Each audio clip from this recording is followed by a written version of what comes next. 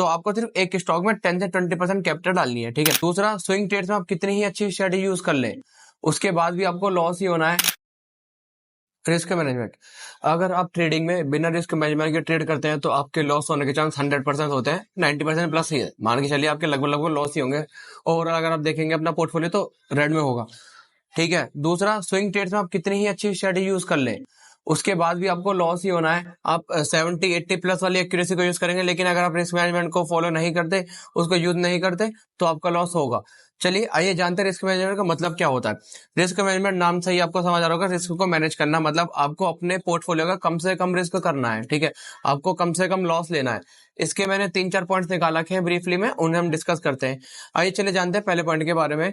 हम सबसे पहले चलते हैं डाइवर्सिफिकेशन। रिस्क मैनेजमेंट को आप डाइवर्सिफिकेशन के थ्रू कर सकते हैं। कैसे? डाइवर्सिफिकेशन का मतलब ये होता है अपने रिस्क को अपने पोर्टफोलियो को डाइवर्सिफाई करना। आपको क्या करना है, अगर आपको आपके पास 100 रुपीज आपकी कैपिटल है तो आपको अलग अलग जगह इन्वेस्ट करना है, ठीक है।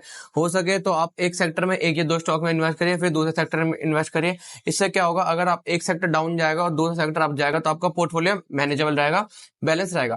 यहीं अगर आप दूसरे स्टॉक में अगर देखें, आईटी में आपने डाला और एक आपने ऑटो में डाला, ठीक है, तो दो दो स्टॉक 3-3 स्टॉक्स आपको अपना पोर्टफोलियो डाइवर्सिफाई करना है। आप अलग अलग सेक्टर्स में डाल सकते हैं, क्योंकि कभी भी एक डायरेक्शन में सारे सेक्टर्स नहीं जाते हैं। आप अपने सेक्टर्स को डाइवर्सिफाई करके आराम से इजीली रिस्क मैनेजमेंट फॉलो कर सकते हैं। दूसरा, एक मेरे पास जो मेरी पर्सनल ट्रिक होती है, मैंने एक यूज कर रखी है, इसे टेक्निक बोलते हैं। अभी इसे हम स्टडी का नाम बोल लीजिए, कुछ नाम वगैरह तो रखा नहीं है, इसे हम परसेंटेज मेथड के थ्रू समझते हैं।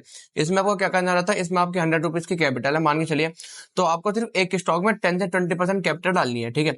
मान के चलिए आपके 100 रुपीज है, आपने एक स्टॉक में 20 रुपीज डाल दिया, तो इससे फायदा क्या होगा, इससे हमारा फायदा ये होगा कि आप ना सेम टाइम पे 5 स्टॉक में एंट्री ले पाएंगे या फिर उससे ज्यादा ले पाएंगे। अगर आप 10% यूज करते हैं तो उससे ज्यादा ले पाएंगे। अगर आप किसी स्टॉक के ऊपर बुलिश है, लेकिन आप हल्का सा बुलिश है, आपको लग रहा है मतलब जा भी सकता है नहीं भी जा सकता, तो आप 10% यूज करिए। अगर आपको लग रहा है स्टॉक काफी स्ट्रॉन्ग फंडामेंटल्स है और मेरे स्ट्रॉन्ग टेक्निकल सिग्नल है, तो आप उसमें 20% डाल सकते हैं कि हाँ भाई काफी जाने के चांस है, तो आप 20% डाल सकते हैं, ठीक है।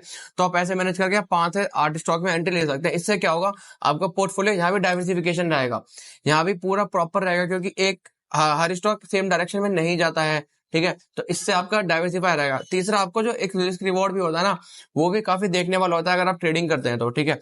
रिस्क रिवॉर्ड से मैं आपको समझाता हूँ। मान के चलिए आपने 100 रुपीज का स्टॉक है, आप 100 रुपीज का आपने एंट्री ले लिया, अब आपका स्टॉप लॉस है 90 रुपीज का, ठीक है।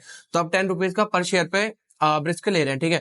तो आपको हमेशा 1:2 मतलब जितना आप रुपीज का रिस्क ले रहे हैं उसका डबल या फिर 1:3 आपको यूज करना है, ठीक है। वो आपको अपनी एक्यूरेसी के हिसाब से सेट करना है।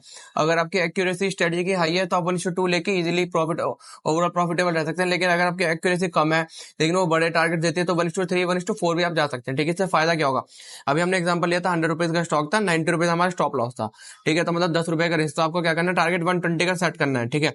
अब इसका हम छोटे से एग्जांपल के से थोड़ा समझते हैं। आपके मान के चले आपने 8 सेम टाइम पे 4 स्टॉक्स में एंट्री ली, आपने क्या करा था, 10 रुपए के हिसाब से आपने रिस्क लिया और 20 रुपीज के हिसाब से आपने प्रॉफिट लिया। अब मान के चलिए 4 स्टॉक में आपके 2 तो स्टॉप लॉस हिट कर गए, 2 आपका टारगेट हिट कर गए, क्योंकि लगभग लगभग ऐसे ही होता है पोर्टफोलियो में, ठीक है। कि मतलब आपके सारे स्टॉक एक साथ परफॉर्म नहीं करते, कभी कभी होता है आपके फंडामेंटल्स अच्छे स्टॉक्स के होते हैं, टेक्निकल अच्छे होते हैं, आपके एंट्री पॉइंट अच्छा होता है, तो आपके ओवरऑल 4 से 5 स्टॉक जो होते हैं वो प्रॉफिट देते हैं। लेकिन हम यहाँ पे एग्जांपल की बात करते हैं, आपके 2 तो स्टॉप लॉस हिट करके 2 आपके टारगेट हिट कर, इससे फायदा क्या होगा और नुकसान क्या होगा मैं आपको बताता हूँ। आपको यहाँ पे ओवरऑल देखेंगे तो आपने 2 स्टॉप लॉस हिट करके आपने 10 रुपए का लिया था, तो दोनों को मिला के अब 20 रुपीज का स्टॉप लॉस हिट हो गया। अब यही हमारे 2 टारगेट भी हिट करे थे, अब हमने पर शेयर पे 20 रुपीज का टारगेट सेट करा था, तो हमने 2 हमारे टारगेट हिट हो गया, तो हम 40 रुपीज, हमने 20 रुपए का स्टॉप लॉस करा, 40 रुपीज का टारगेट करा, तो क्या हुआ 40 माइनस 20, आप ओवरऑल आपका पोर्टफोलियो देखेंगे तो 20 प्लस में रहेंगे, ठीक है। क्योंकि ये 1:2 हमने यूज करा था और रिस्क मैनेजमेंट के साथ करा था, ठीक है। तो रिस्क मैनेजमेंट और रिस्क रिवॉर्ड रेशियो काफी जरूरी होता है ट्रेडिंग में। आप स्विंग ट्रेडिंग है, आप स्विंग ट्रेडिंग करते हैं, ऑप्शन ट्रेडिंग करते हैं, बिना रिस्क मैनेजमेंट के काम नहीं चलता, ठीक है। आप स्विंग ट्रेडर हैं तो आप मेरी जो सेकंड में आपको पॉइंट बताया था, आप इसको यूज कर सकते हैं, काफी अच्छा पॉइंट है, आप इसको ब्रीफली समझ सकते हैं। अगर आपको समझ नहीं आता कमेंट करके बता दिए, मैं इसके बारे में और ब्रीफली वीडियो बना दूंगा, या फिर आपके कमेंट का जो आपका डाउट होगा मैं उसके बारे में रिप्लाई कर दूंगा। ये मेरे एक पर्सनल मैं से यूज करता हूँ, क्योंकि क्या होता है ना कि हम पर 100% कैपिटल है। अगर हम सारी कैपिटल एक ही स्टॉक में डाल देंगे, मान के चलिए मुझे लग रहा है ना कि आज एमआरएफ का शेयर ऊपर जाएगा, अब मैंने 100% कैपिटल डाल दी, अब मान के चलिए मेरी एनालिसिस गलत हो गई, वो स्टॉक नीचे आ गया, तो यहाँ पे मेरा नुकसान बहुत बड़ा होगा, ठीक है, क्योंकि मेरी सारी कैपिटल उसमें है। दूसरा, मेरे लॉस को कवर करने वाला कोई नहीं होगा। अब यही मैं आपको एग्जांपल बताता हूँ। मान के चलिए मैंने एक टाटा मोटर्स में डाल रखा थी एंट्री, ठीक है, एमआरएफ में डाल दी, और अगर एक दो स्टॉक्स और बताएं तो मैं अडानी पोर्ट वगैरह में डाल दी, तो क्या हुआ, एमआरएफ का शेयर नीचे गया लेकिन अडानी पोर्ट और टाटा का ऊपर आ गया, ठीक है। तो यहाँ पे देखिए मेरा पोर्टफोलियो कवर हो गया, ठीक है। जब पोर्टफोलियो कवर करना बहुत जरूरी होता है, अगर आप पोर्टफोलियो को कवर अभी तक नहीं करते तो आपके लॉस होने के चांस बहुत ज्यादा होते हैं, ठीक है।